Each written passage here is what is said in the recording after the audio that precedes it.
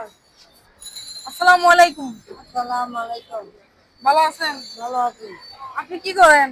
আমি প্রতিবন্ধী প্রতিবন্ধী। রোজা রাখছেন? ব্যক্তি ও, বাড়ি কোথায়? মমদিন ময়মনসিংহ। ও, আপনার তো হাঁটতে মনে হয় অনেক কষ্ট হয়ে যায় না? এই জায়গাটার নাম কি? আলী জামাতির। আলিশা মসজিদের সামনে না? তো আপনার জন্য আছিল ইফতারি। ঠিক আছে? ফাইজুল ভাই তুমি এদিকে আসো। এই ইফতারিটা আপনার জন্য। নিয়ে যাইতে পারবেন? খুশি হয়েছেন? এনে রাখেন তাহলে।